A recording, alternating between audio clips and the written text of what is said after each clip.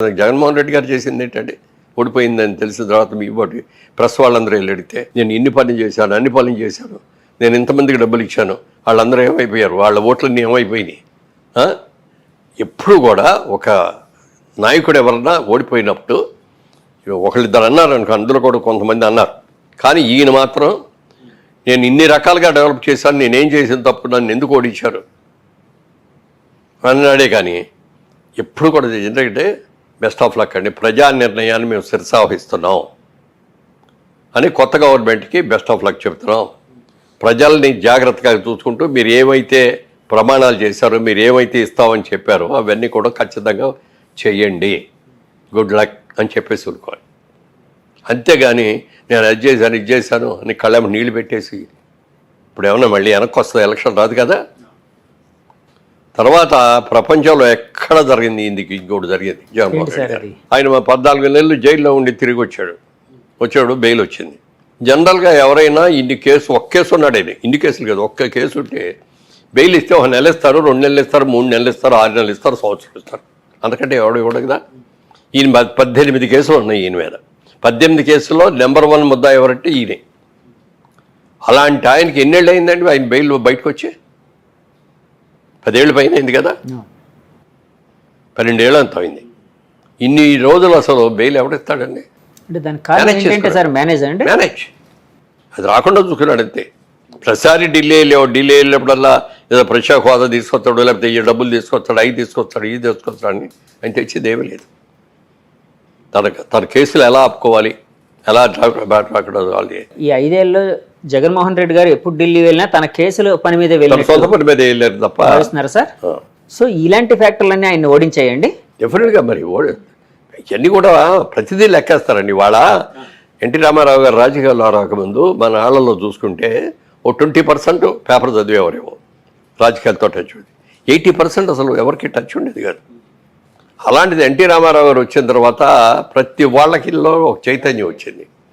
ఒక రోజు మైక్ తీసుకెళ్ళి పెట్టండి, కూలి పని చేసే వాళ్ళ దగ్గర కూడా ధారాళంగా మాట్లాడేసేస్తారు. లేదండి, నేను చాలాసార్లు వెళ్ళినప్పుడు అద్భుతంగా మాట్లాడుతున్నారు సార్, అద్భుతంగా మాట్లాడతారు. ఇద్దరు లేదు, రామారావు రాకముందు ఆ చైతన్యం లేదు ఎవరు. రాజకీయ చైతన్యం తీసుకొచ్చింది ప్రజల్లో, ముఖ్యంగా పేదవాళ్లలో ఎన్టీ రామారావు. ఆయన ఎంత నిజాయితీగా ఉన్నాడో అంత మించిన నిజాయితీతో చంద్రబాబు నాయుడు గారు కూడా ఉన్నారు. నందమూరి వారి కుటుంబం మీద కానీ, నందమూరి వారి పిల్లల్లో ఇప్పుడు బాలకృష్ణ గారిలో కానీ, చంద్రబాబు నాయుడులో కానీ ఏ రోజున ఏదైనా ఒక్క అవినీతి కేసు ఉందో ఒక్కటన్నా. గాలికి వెళ్ళేవాళ్ళు కేసులు పెట్టవచ్చు, నా మీద కూడా పెట్టవచ్చు. నాకు ఇంతవరకు నా మీద ఎప్పుడు ఏ విధమైన కేసులు లేవు. నీతిగా ఉన్నాం కాబట్టి, ఇన్నేళ్ళు బట్టి ఉన్నాం. రియల్ ఎస్టేట్లో ఉండి ఏమీ లేదు. ఇన్కమ్ ట్యాక్స్ డిపార్ట్మెంట్లో ఏ రోజున మాకు ఇది రాదు. అన్నీ కూడా పర్ఫెక్ట్గా కట్టేస్తాం మేము. అందుకని మేము మా మీదకి రావు. మరి అలాంటి ఆయన అన్ని కేసులు ఉన్న ఆయన ఇన్నేళ్ళు ఎలా ఉండగలిగాడండి? ఎలా మేనేజ్ చేశాడండి? ఏదైనా పాపం పడాలి, టైం రావాలి. ఇవాళ ప్రజలందరూ కూడా అది గుర్తించి, అది తెలుసుకొని, చేసిన తప్పులు తీసుకొని మనం యునానిమస్గా వేయాలన్నారు. ఎలక్షన్ అయిన తర్వాత కూడా ఎవరు ఇంత మెజారిటీ వస్తుందని ఎవరూ ఊహించలేదు సార్. బాబు గారు ఏమైనా ఊహించారా సార్ ఇలాంటి మెజారిటీ? బయటపడ్డాయి ఎప్పుడు అంటే మీతో, అంటే మీ నాయకులు మీతో కానీ గెలుస్తాం మనం అన్నారే తప్ప మనకి ఇంత మెజారిటీస్ వస్తాయి, ఇన్ని సీట్లు వస్తాయి ఎవరు అలా చెప్పిన ఏకైక వ్యక్తి కేకే సర్వీస్. ఎంత బాగా మరి ఇద్దరు తెలియదు కానండి, అతను కూడా కలుసుకోవాలని అనుకున్నాను. ఎంత బాగా చెప్పాడండి. లాస్ట్ టైం ఓడిపోయినప్పుడు జగన్మోహన్ రెడ్డి గెలిచినప్పుడు బాగానే ఇట్లాగే చెప్పాడు. అవునండి, ఆయనకి ఎన్ని సీట్లు వస్తాయి మేమే అనుకున్నాం. చంద్రబాబు నాయుడు గారికి రాకుండా ఎవరు ఇస్తారు? 20 వస్తాయి. ఇవాళ అన్నారే మీరు బోల్డెన్ చేసామని చెప్పి ఈయన చంద్రబాబు నాయుడు గారు కూడా ఆ రోజులు అన్నారు, మనం పసుపు కుంకుమ ఇచ్చాం బోల్డ్ మందికి, ఎలక్షన్ ముందు 15,000 చెప్పి ఇచ్చాము, మహిళా ఓట్లన్నీ మనకు వచ్చేస్తాయన్న. కానీ ప్రజలు ఏమన్నారు తెలుసండి, ఆయన 10,000 ఇస్తే ఆయన సొంత డబ్బులు ఇచ్చాడా? గవర్నమెంట్ డబ్బులే కదా మాకు ఇచ్చింది. ఆయన ఏదైనా సొంత డబ్బులు ఇస్తే అప్పుడు ఆలోచిస్తాం దాని గురించి. ఎవరు సొంత డబ్బులు ఇస్తే వాళ్ళకి ఓటేస్తామన్నారు. ఇవాళ జగన్మోహన్ రెడ్డి గారు ఇచ్చింది ఆయన సొంత డబ్బులు ఇచ్చాడా? ఉంటే మీటర్ ఒక్కడమే కదా ఆయన చేసింది. మీటర్ ఒకటే రోజు దారం వెళ్ళి రిక్షా వాడినో లేకపోతే కూలి పని చేసుకునే వాడిని పిలిచి బాబు ఇదిగో ఇక్కడ నొక్కు అంటే నొక్కుతాడు.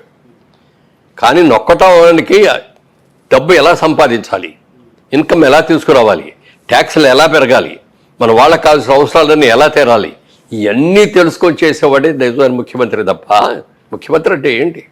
ఇన్ని లక్షల మంది, మనకి కోట్ల మంది, ఇవాళ ఇన్ని కోట్ల మంది యొక్క సమస్యల్ని, కష్టాల్ని, సుఖాల్ని, పిల్లల భవిష్యత్తుని తీర్చిదిద్దవలసిన ఒక పవిత్రమైన బాధ్యత ఉన్న వ్యక్తి ముఖ్యమంత్రిగా ఉండాలి. అలా ఉన్నవాళ్ళే ఉంటారు లాంగ్ మీటింగ్. సార్ మొన్న మధ్య ఒక మాట అయితే వినిపించిందండి. చంద్రబాబు గారు ఇప్పుడు సూపర్ 6 అని పెట్టి, అంటే జగన్మోహన్ రెడ్డి గారు ఇచ్చే పథకాల కంటే ఇంకా అద్భుతమైన పథకాలు ఎక్కువ డబ్బు ఇస్తామని చెప్పి జనాలకి, అంటే మేము ఫలానా పథకాలు అందించబోతున్నాం.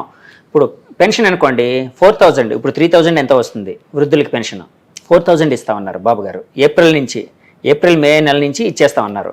సో ఇలా రకరకాల సూపర్ 6 అని పెట్టారు. చాలా ఎక్కువ వెల్ఫేర్ అనేది ప్రకటించారు. అప్పట్లో వైసీపీ నాయకులు ఒక మాట అనేవారండి, అంటే మేము జగన్మోహన్ రెడ్డి గారు ఇస్తూ ఉంటే చంద్రబాబు గారు ఈ ఆంధ్రప్రదేశ్ని ఒక శ్రీలంకలా చేస్తున్నారు, ఒక సోమాలియాలా చేస్తున్నారు అని చెప్పి విమర్శించేవారు బాబు గారు. అలాంటిది ఇప్పుడు ఆయన మాకంటే ఎక్కువ పథకాలు ఎలా ఇవ్వగలుగుతారు? అంటే ఆయన ఇప్పుడు ఇస్తే ఈ ఆంధ్రప్రదేశ్ శ్రీలంక అవదా, సోమాలియా కాదా, అంటే ఆర్థికంగా చితికిపోదా అని ఒక క్వశ్చన్ అడిగేవారండి. దానికి మీ సమాధానం ఏంటి? దాని సమాధానం, ఆయన ఇన్కమ్ ఎలా జనరేట్ చేయాలి అనేది ఆయనకి తెలిసినట్టుగా ఎవరికి తెలియదండి. మీరు చూస్తూ ఉండండి, 1 year తిరిగేటప్పుడు ఎన్ని కొత్త ఇన్స్టిట్యూషన్స్ వస్తాయి, కొత్త ఇండస్ట్రీస్ వస్తాయి. తర్వాత ఇంకోటి పెద్దది ఏంటంటే, ఇప్పుడు తెలంగాణ ఉందనుకోండి, హైదరాబాద్, సికింద్రాబాద్ ఉంది, వరంగల్ ఉంది, నిజామాబాద్ ఉంది, మంచి సిటీస్. ఏమంటే అదేవిధంగా చూసుకుంటే తమిళనాడులో చూసుకుంటే మెడ్రాస్ ఉంది, కోయంబత్తూరు ఉంది, సేలం ఉంది. కేరళ చూసుకుంటే త్రివేంద్రం ఉంది, బ్రహ్మాండమైంది. మన కర్ణాటక పక్కన ఉన్న కర్ణాటక చూసుకుంటే వాళ్ళకి బెంగళూరు ఉంది, మైసూరు ఉంది. మనకి ఏముందండి ఆంధ్రప్రదేశ్కి? ఏముంది? ఒక సిటీ చెప్పండి. మీ నోటితో మీరు ఒక సిటీ చెప్పండి. హైదరాబాద్, మనకి ఆంధ్రప్రదేశ్లో ఏముంది? ప్రస్తుతానికి ఉన్న దాంట్లో అయితే విశాఖపట్నం ఒకటే అండి. విశాఖపట్నం కూడా, దాన్ని కూడా చంద్రబాబు నాయుడు గారే దానికి కంపెనీలు అయ్యింది తీసుకొచ్చి అక్కడ పెట్టించి, ఎందుకంటే దానికి ఒక అద్భుతమైన సిటీ వైజాగ్ అనేది. సముద్ర బొడ్డు బోల్డ్ అనేది ఆయనకి దాని మీద ఎన్ని ప్లాన్స్ ఉన్నాయో చెప్పడానికి లేదు.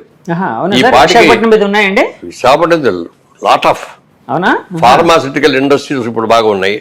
అలాగే అక్కడ హార్బర్ మూలంగా హార్బర్ బాగా డెవలప్ చేసి ఇది చేస్తే ఇంకా అద్భుతమైన ఇతర దేశాలన్నింటికి కూడా ఇక్కడికి వచ్చి ఇక్కడ అన్లోడు లోడు చేసుకొని మళ్ళీ ఎవరు ఎక్కడికి వెళ్ళాలనేది ఇవన్నీ కూడా చేసే హబ్ లాగా, ఒక సెంట్రల్ హబ్ లాగా వైజాగ్ చేయడానికి కూడా అవకాశం ఉంది.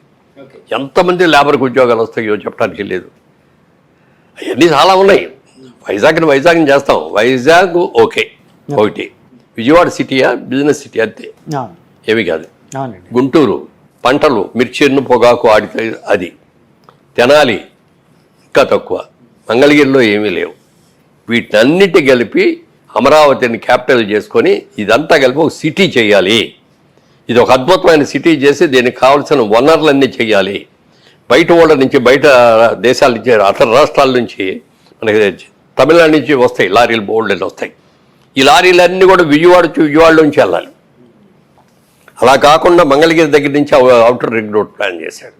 గన్నవరం ఎయిర్పోర్ట్ దగ్గరికి వెళ్ళి కలుస్తాయి, అసలు విజయవాడలోకి రాబోయి.